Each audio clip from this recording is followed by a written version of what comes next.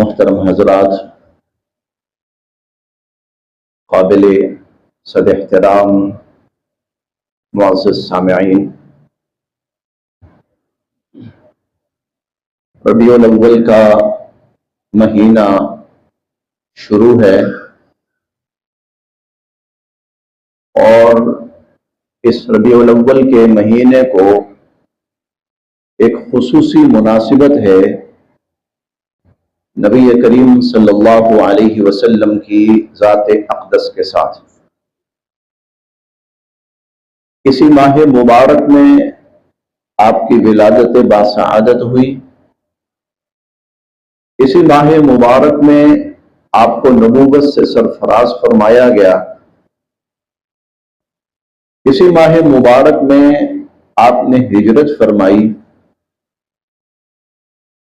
اور اسی ماہ مبارک میں آپ کا سانحہ ارتحال یعنی آپ دنیا سے تشریف لے گئے۔ تو آپ کی حیات مبارکہ سے متعلق چار اہم ترین جو مواقع ہیں وہ اس ربیع الاول کے مہینے میں پیش آئے ہیں۔ اسی نسبت سے امت اس مہینے میں خصوصاً نبی کریم صلی اللہ علیہ وسلم کی ذات اقدس کے حوالے سے اجتماعات منعقد کرتی ہے، گفتگو کا اہتمام کرتی ہے، پروگرام مجالس منعقد ہوتی ہیں۔ تو آج اسی نسبت سے چند باتیں آپ حضرات کے سامنے عرض کرنی ہے۔ ہمارے لیے بہت ہی فخر کی بات ہے اور اللہ رب العزت کا ہم پر یہ بہت ہی بڑا انعام ہے اور ہمارے لیے بہت ہی بڑا اعزاز ہے کہ اللہ رب العزت نے ہمیں نبی کریم صلی اللہ علیہ وسلم کا امتی بنایا ہے۔ یعنی جب آپ دنیا میں تشریف لائے، آپ کی تشریف آوری کے بعد کا زمانہ ہمیں ملا، ایک فخر یہ ہے، ایک اعزاز یہ ہے، اور پھر نہ صرف یہ کہ آپ کے بعد کا زمانہ ہمیں ملا بلکہ ہم آپ پر ایمان لائے اور ہمیں ایمان لانے کی سعادت بھی حاصل ہوئی۔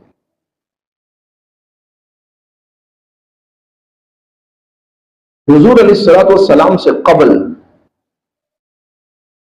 انبیاء علیہ السلام تشریف لائے، وَلِكُلِّ قَوْمٍ هَادٍ، اللہ تعالیٰ نے ہر قوم کے اندر انبیاء علیہ السلام مبعوث فرمائے۔ نبی کے ساتھ اس کی امت کا جو تعلق ہوتا تھا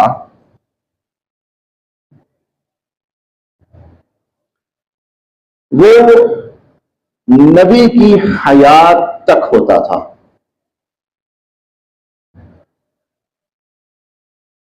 نبی کے ساتھ امت کا جو بھی تعلق ہوتا تھا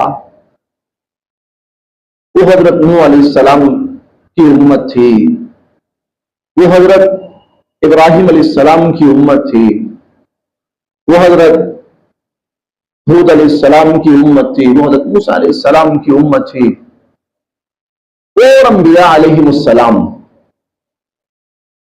امتوں کا اپنے نبی کے ساتھ جو تعلق ہوتا تھا وہ نبی کی زندگی تک ہوتا تھا۔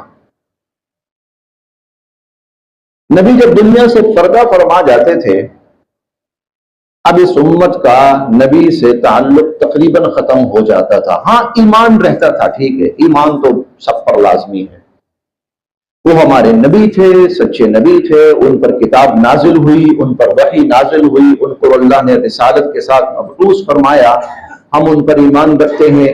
ہر امت کا اپنے نبی کے ساتھ یہ ایمانی تعلق ہوتا تھا، باقی اس امت کا اور نبی کا جو تعلق ہوتا تھا اس کے علاوہ وہ منقطع ہو جاتا تھا۔ جو بات میں عرض کرنے لگا ہوں یہ بڑی احتیاط کی متقاضی ہے، اس لیے میں بہت سوچ سمجھ کر الفاظ استعمال کروں گا، تو آپ سے گزارش ہے توجہ کے ساتھ اس کو سماعت فرمائیے گا۔ تو امت کا جو نبی کے ساتھ تعلق ہوتا تھا، جب نبی دنیا سے چلے جاتے تھے تو بظاہراً نبی کا اور امتی کا تعلق ختم ہو جاتا تھا. پھر اگلے نبی تشریف لے آتے تھے، پھر یہ دنیا سے پردہ فرما جاتے تھے، پھر اگلے نبی تشریف لے آتے تھے. لیکن یہ بڑی انفرادیت ہے، بڑا اعزاز ہے اس امت کا، اس امت کی انفرادیت ہے، اس امت کا اعزاز ہے، اس امت پہ اللہ کا یہ خصوصی کرم اور انعام ہے کہ پیغمبر دو عالم صلی اللہ علیہ وسلم کے دنیا سے تشریف لے جانے کے بعد بھی اس امت کا اپنے نبی سے اللہ نے تعلق ٹوٹنے نہیں دیا.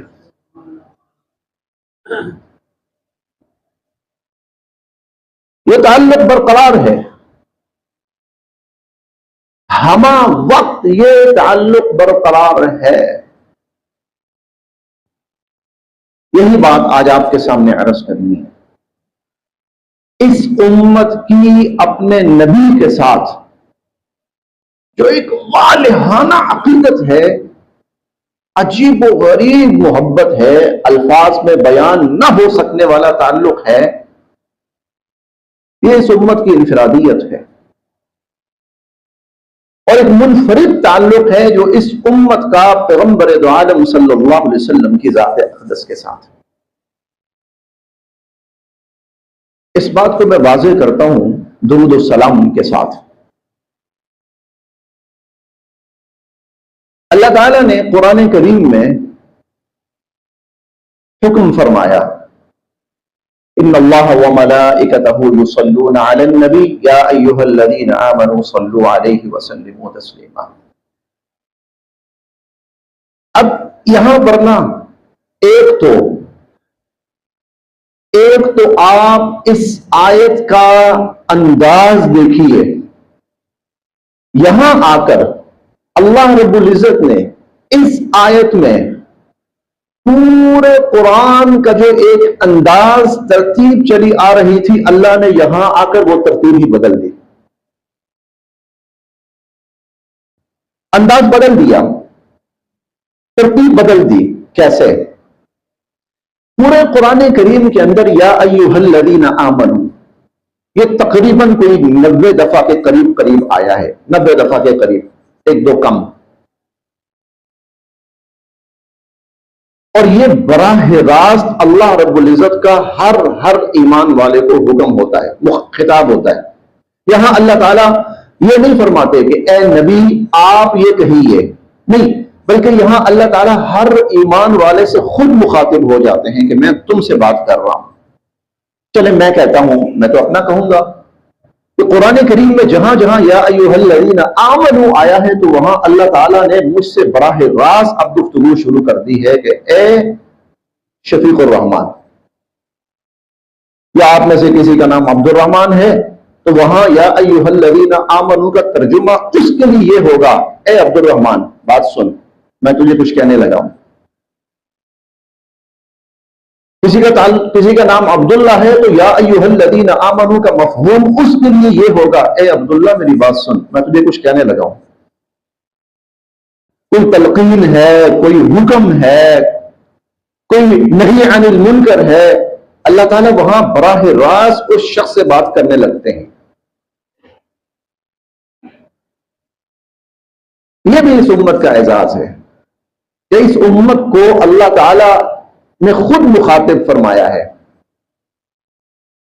یا ایھا الذین آمنوا، یاد رکھیے گا قرآن کریم میں جہاں پر بھی یا ایھا الذین آمنوا پڑھے نا تو نیچے لکھا ترجمہ یہی ہوگا، اے مومنوں یا اے ایمان والوں یا اے وہ لوگ جو ایمان لائے ہو. نیچے ترجمہ یہی لکھا ہوگا، لفظی ترجمہ یہی بنتا ہے، لیکن اس کا اصل مطلب یہ نہیں بنتا. اس کا اصل مطلب بنتا ہے پڑھنے والا تیرا نام کیا ہے، تیرا جو نام ہے اس وقت اللہ تجھے بلا رہے ہیں. اب یہاں یا ایھا الذین آمنوا کا مطلب امت مسلمہ ہے، لیکن تو ہے، فی الحال تو ہے. اے عمران تیرا نام ہے، اے عمران میں تجھے کچھ کہنے لگا ہوں سن. تقریباً 90 دفعہ کے قریب یہ لفظ آیا ہے یا ایھا الذین آمنوا. جہاں پر بھی آیا ہے اللہ رب العزت نے آیت شروع فرمائی ہے اور آیت کے آغاز سے یا ایھا الذین آمنوا فرمایا. آیت کے آغاز میں یا ایھا الذین آمنوا آیا. پورے قرآن کریم کے اندر جہاں سے آیت شروع ہوتی ہے یا ایھا الذین آمنوا ارکعوا واسجدوا واعبدوا ربکم یا ایھا الذین آمنوا استعینوا بالصبر والصلاۃ یا ایھا الذین آمنوا لا تکونوا کالذین کفروا. آیت کے آغاز سے پورے قرآن کریم میں اور یہ 90 دفعہ کے قریب جو ہے ان میں سے صرف ایک جگہ ایسی ہے جہاں اللہ نے یہ ترتیب بدل دی. صرف ایک جگہ. اور وہ کون سی جگہ ہے؟ وہ یہ جگہ ہے جہاں اللہ فرماتے ہیں یا ایھا الذین آمنوا صلوا علیہ وسلموا تسلیما. بندہ سوچتا ہے، ذہن میں آتا ہے یا اللہ یہاں کچھ تھوڑا سا معاملہ مختلف. پورے قرآن میں آپ ایک ترتیب لے کے چل رہے ہیں یا اللہ. وہ یہ ہے آغاز، آیت کے آغاز میں یا ایھا الذین آمنوا، آیت کے آغاز میں یا ایھا الذین آمنوا. یہاں آپ ترتیب تبدیل کر رہے ہیں. تو یوں سمجھیے کہ اللہ کی طرف سے جواب آتا ہے میں ایک انوکھی بات کرنے جا رہا ہوں، میں ایک الگ بات کرنے جا رہا ہوں. میں تمہیں اس لیے یہاں انداز اس لیے تبدیل کر رہا ہوں کہ تمہیں تھوڑا سا متوجہ کرنا ہے، تمہارے کان کھڑے کرنے ہیں، تمہیں تھوڑا سا چونکانا ہے، تمہاری توجہات کو متوجہ کرنا ہے ایک دفعہ، تمہاری جتنی حصے ہیں ان کو بیدار کرنا ہے ایک دفعہ. میں کچھ الگ کہنے جا رہا ہوں اس لیے ترتیب الگ کر رہا ہوں. یا اللہ کیا فرمانے جا رہے ہیں؟ اچھا اگلا جملہ بعد میں پڑھنا، پہلے پیچھے پڑھ کے آؤ میں نے کیا کہا ہے. تو پیچھے یہ کہا ہے کہ ان اللہ وملائکتہ یصلون علی النبی. اللہ اور اللہ کے فرشتے درود بھیجتے ہیں، صلات بھیجتے ہیں نبی کریم صلی اللہ علیہ وسلم کے اوپر. اللہ آپ پورے قرآن کریم میں اور تو کسی عمل کے بارے میں نہیں کہتے کہ میں یہ عمل کرتا ہوں. نماز کا حکم تو ہمیں ہے، کبھی آپ نے یہ نہیں فرمایا کہ میں نماز پڑھتا ہوں. روزے کا حکم تو ہمیں ہے، کہیں آپ نے یہ نہیں فرمایا کہ میں روزہ رکھتا ہوں. زکوٰۃ کا حکم، حج کا حکم، فلاں بات کا حکم، فلاں حکم، فلاں حکم ہمیں ہے. آپ نے کبھی یہ نہیں فرمایا کہ آپ کرتے ہیں. فرمایا ہاں وہ سارے معاملات اپنی جگہ پر ہیں لیکن یہ معاملہ سب سے الگ ہے. اور وہ کیا ہے کہ اللہ اور اس کے فرشتے سب سے پہلے اللہ درود بھیجتے ہیں حضور صلی اللہ علیہ وسلم کے اوپر. تو کوئی بہت بڑا عمل ہے، یہ عام روٹین کا عمل نہیں ہے، یہ کوئی بہت بڑا عمل ہے. اچھا یہ جو لفظ ہے نا یصلون، تو عربی گرامر کے اعتبار سے یہ لفظ ہے مضارع کا صیغہ ہے. اور مضارع جو ہوتا ہے نا وہ دوام اور استمرار کے لیے آتا ہے. دوام اور استمرار کا مطلب یہ ہوتا ہے کہ اللہ تعالیٰ یہ کام ہر وقت اور ہمیشہ کرتے رہتے ہیں اور کرتے رہیں گے. یعنی یہ کوئی ایک آدھ دفعہ کا واقعہ نہیں ہے کہ اللہ تعالیٰ نے ایسا کر دیا، نہیں. یصلون، اللہ بھی اور اللہ کے فرشتے بھی ہر وقت ہما وقت حضور علیہ الصلوۃ والسلام پر درود بھیجتے رہتے ہیں. لہذا یا ایھا الذین آمنوا، اے ایمان والو، صلوا علیہ وسلموا تسلیما، تم بھی حضور صلی اللہ علیہ وسلم پر درود بھیجو، اور صرف درود نہ بھیجو بلکہ خوب خوب سلام بھیجو. اب میں حضور علیہ الصلوۃ والسلام کی زبان اقدس سے نا اس درود اور سلام کی چند فضائل عرض کر کے اصل بات پہ آتا ہوں. اصل بات آپ کو سمجھانی ہے، اللہ کرے میں سمجھانے میں کامیاب ہو جاؤں کہ حضور علیہ الصلوۃ والسلام نے اس درود اور سلام کے بارے میں کیا کیا فرمایا. اچھا جو کچھ فرمایا ہے وہ بہت زیادہ ہے، بہت کثرت سے ہے. میں اس میں سے صرف 2-3 حضور علیہ الصلوۃ والسلام کے فرامین مبارکہ آپ کے سامنے عرض کرنے لگا. صرف 2-3 فرامین مبارکہ، بس وقت نہیں ہے. ورنہ تفصیل تو بہت زیادہ ہے. محدثین اعظام نے چیپٹرز کے چیپٹر بڑے بڑے طویل تفصیلی چیپٹر اس پر قائم کیے ہیں، اور امت نے کتابیں لکھی ہیں بہت تفصیلی. حضور علیہ الصلوۃ والسلام کی ذات اقدس پر درود و سلام، یہ ایک بڑی انوکھی چیز ہے، یہ آپ نے سمجھنی ہے انشاءاللہ، پھر آپ کو ساری بات سمجھ میں آ جائے گی. اب حضور علیہ الصلوۃ والسلام کیا فرماتے ہیں؟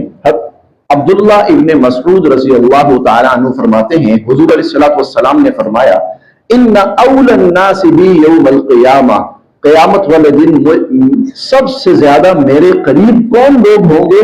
اکثرهم علی الصلاۃ، جو مجھ پر بکثرت درود بھیجتے رہے، جو مجھ پر کثرت کے ساتھ درود بھیجتے رہے. کل قیامت والے دن اللہ ان کو میرے قریب فرمائیں گے اور ان کو میرا قرب حاصل ہوگا اور میرے قریب تر ہوں گے.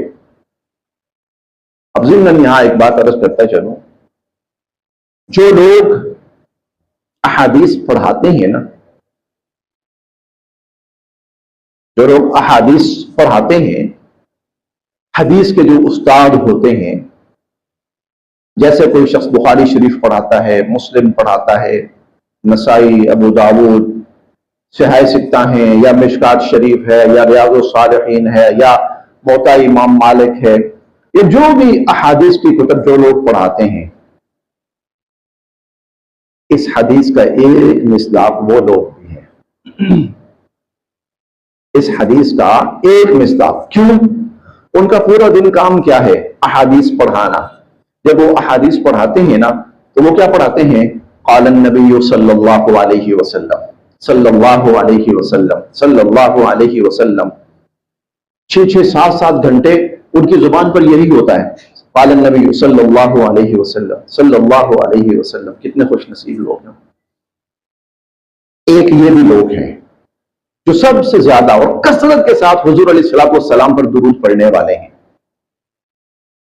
اور ایسے لوگ زیادہ تر مدارس میں ہوتے ہیں، کیونکہ مدارس کے نصاب کے اندر احادیث کی کتب ہیں. تو قیامت والے دن اللہ تعالیٰ ان کو جو احادیث پڑھانے والے ہیں، قال اللہ قال رسول پڑھانے والے ہیں، ان کو حضور علیہ الصلوۃ والسلام کا بہت قرب نصیب ہوگا، خوش نصیب ہوں گے، وہ سعادت مند ہوں گے. وہ آگے حضرت عبداللہ ابن مسعود فرماتے ہیں قال النبی صلی اللہ علیہ وسلم. چلیں ساتھ ساتھ آپ بھی درود پڑھتے جائیں، کہیے صلی اللہ علیہ وسلم، صلی اللہ علیہ وسلم، صلی اللہ علیہ وسلم. ان للہ ملائکہ، کہ اللہ کی طرف سے ایسے فرشتے ہیں سیاحین جو زمین کے اندر سیاحت کرتے رہتے ہیں. اور سیاحت کا مطلب ہے گھومنا پھرنا، وہ ہر وقت زمین کے اندر گھومتے پھرتے رہتے ہیں. کیا کام ہے ان کا؟ کس لیے گھومتے ہیں؟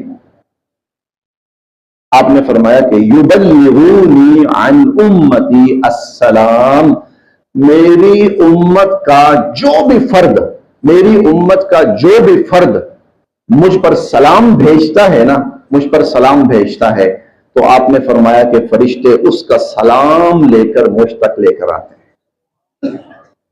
صلی اللہ علیہ وسلم. اب یہاں میں ایک عجیب بات عرض کرتا چلوں. اب میری یہ ابتدا جو ہے نا اس کو جوڑتے جائیے. اس امت کا اپنے نبی کے ساتھ ایک بالکل منفرد اور انوکھا تعلق ہے، اور وہ منفرد اور انوکھا تعلق یہ ہے کہ نبی علیہ الصلوۃ والسلام کے دنیا سے تشریف لے جانے کے بعد بھی اس امت کا اپنے نبی کے ساتھ رابطہ، اس نبی کا اپنے امت کے ساتھ تعلق جڑا ہوا ہے، برقرار ہے. یہ جو حدیث مبارکہ میں نے آپ کے سامنے پڑھی ہے، اللہ کی طرف سے باقاعدہ فرشتے مقرر ہیں. کیوں مقرر ہیں؟ اس لیے مقرر ہیں کہ وہ زمین پر کوئی بھی شخص حضور علیہ الصلوۃ والسلام کی ذات اقدس پہ سلام پیش کرے تو فرشتہ اس سلام کو اٹھائے اور اٹھا کر حضور صلی اللہ علیہ وسلم کی ذات اقدس تک پہنچائے. آپ نے فرمایا یبلغونی، یبلغونی، میرے پاس آئیں گے، مجھ تک پہنچائیں گے، مجھ تک پہنچائیں گے میری امت کا سلام. اللہ کی طرف سے ایسے فرشتے مقرر ہیں. یہ جو حدیث ہے، یہ حدیث صحیح ترمذی کے اندر موجود، سنن ترمذی کے اندر موجود ہے، صحیح ستہ کی کتاب ہے. الترغیب و ترہیب کے اندر بھی موجود ہے۔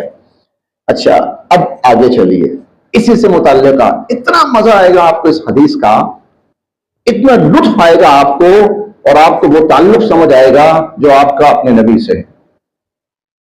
حضرت ابو ہریرہ رضی اللہ تعالیٰ عنہ فرماتے ہیں ان الرسول صلی اللہ علیہ وسلم قال، حضور علیہ السلام نے فرمایا صلی اللہ علیہ وسلم، پڑھتے جائیے صلی اللہ علیہ وسلم، یہ صلات بھی ہے یہ سلام بھی ہے، صلی اللہ علیہ وسلم، صلات بھی ہے سلام بھی ہے، مختصر ترین کہ حضور علیہ السلام نے فرمایا کہ ما من مسلم یسلم علیہ، جب بھی کوئی مسلمان مجھے سلام بھیجا کرے گا، جب بھی کوئی مسلمان مجھے سلام بھیجا کرے گا، الا رد اللہ علی روحی، اللہ اس کا سلام میری روح پہ پہنچائیں گے، اللہ اس کا سلام میری روح پہ پہنچائیں گے۔ اگلا جملہ سننے والا ہے حتی ارد علیہ السلام، جب اللہ اس کا سلام میری روح تک پہنچائیں گے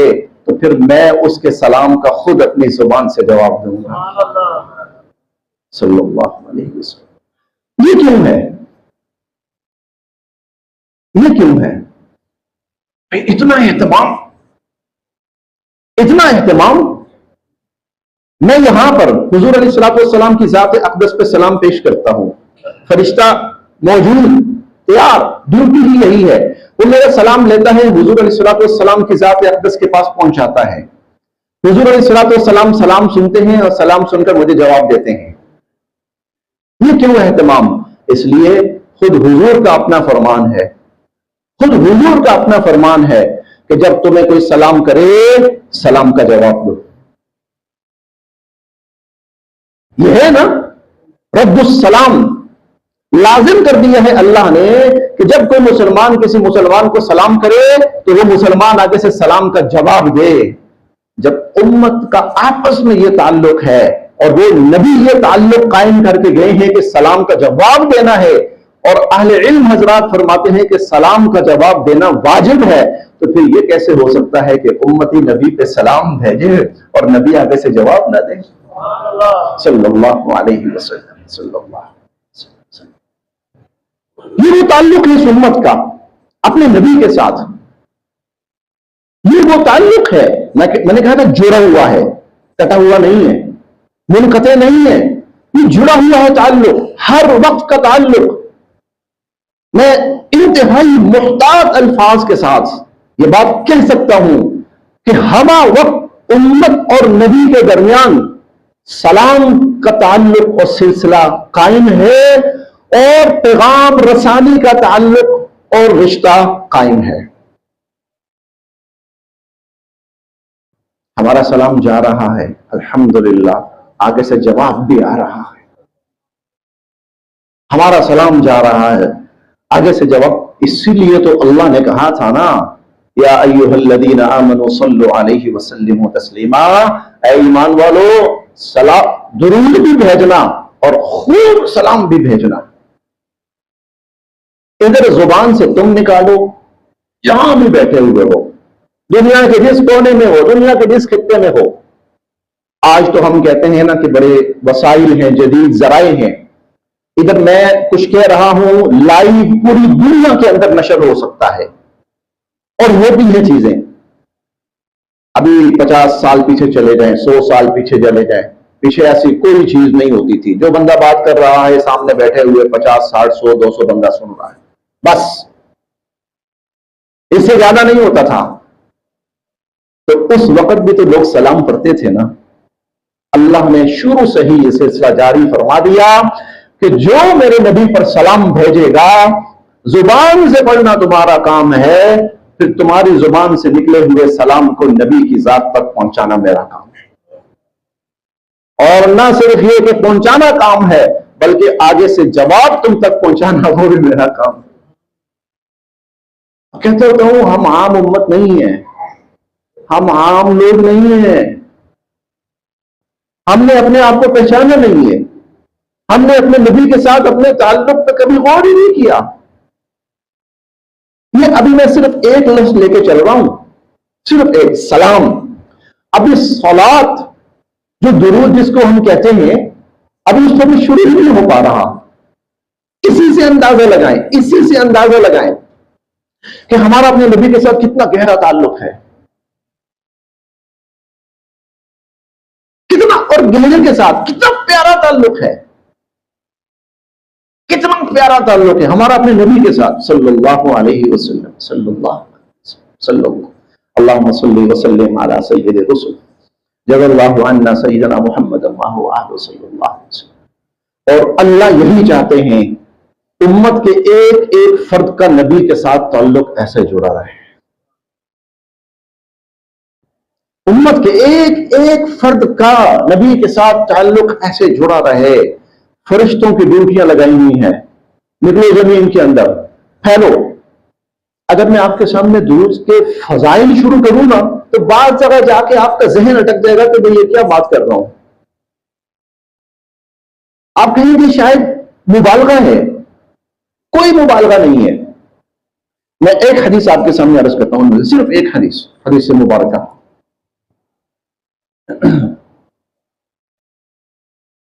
حضرت ابن عباس رضی اللہ تعالی عنہما فرماتے ہیں، حضور علیہ الصلوۃ والسلام کے چچا زاد بھائی ہیں، کہتے ہیں کہ قال رسول اللہ صلی اللہ علیہ وسلم. کہتے رہیں آج نہیں رکنا، کہتے رہیں، پہنچانے ہیں ہم نے، جواب ملنا ہے آگے سے. اللہ کے رسول صلی اللہ علیہ وسلم نے فرمایا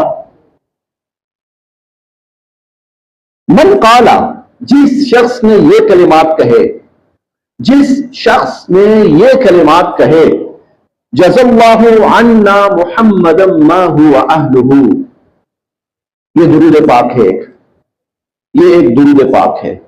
جزا اللہ عنا محمد ما هو اہلہ، اللہ ہماری طرف سے حضور علیہ الصلوۃ والسلام کو وہ صلہ بدلہ جزا عطا فرمائے جس صلے جزا اور بدلے کے حضور علیہ الصلوۃ والسلام اہل ہیں.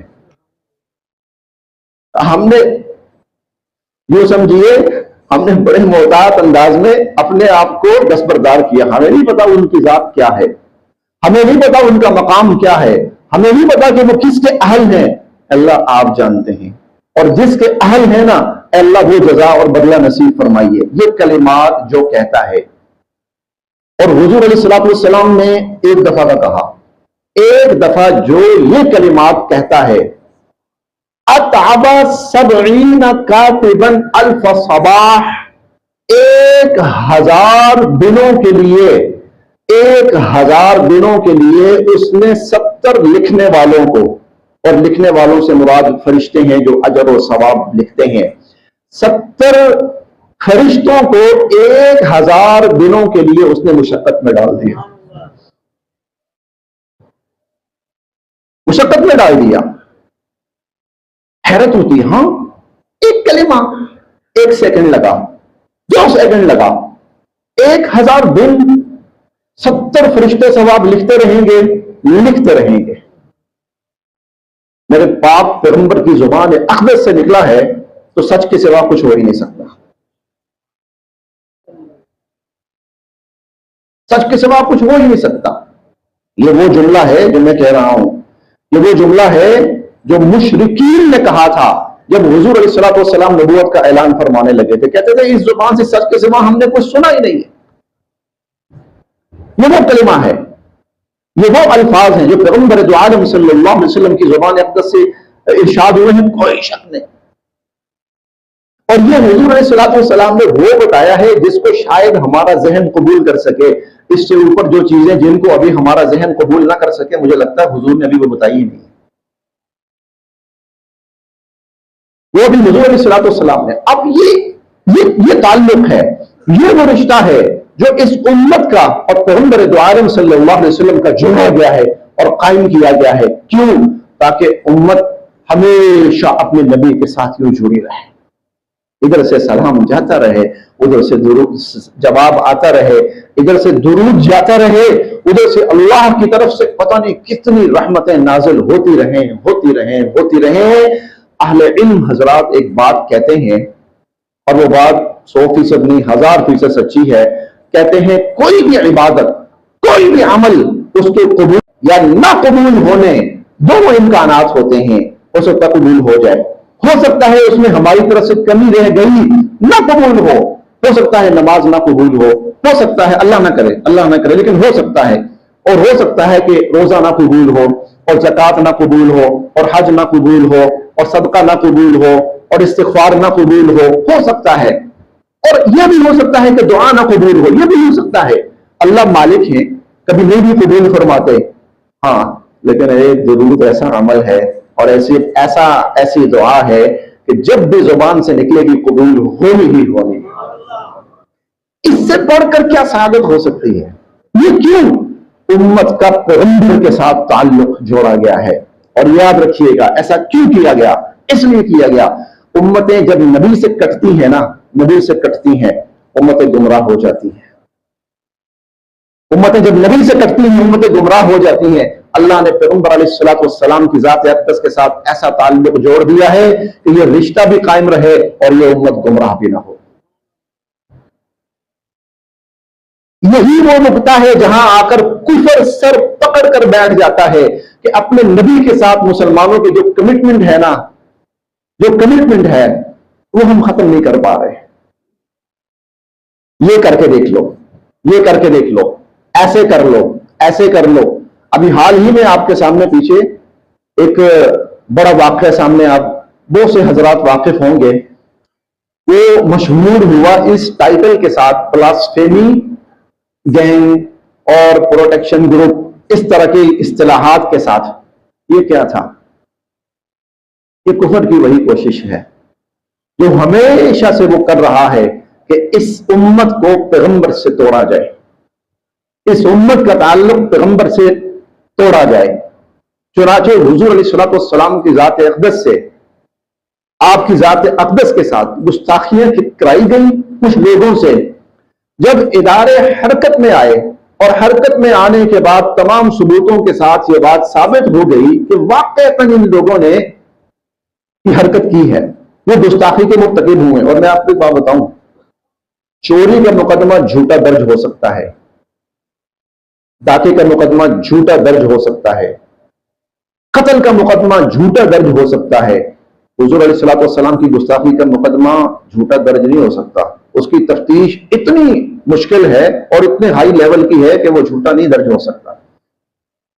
وہاں عام کوئی پولیس کا سپاہی، انسپکٹر یا کوئی فرد ہے وہ تحقیق نہیں کرتا، یہ تو کم از کم میرا خیال ہے ایس پی یا ڈی ایس پی لیول سے کم از کم شروع ہوتا ہے، اور بڑا سولڈ سسٹم ہے اس کا۔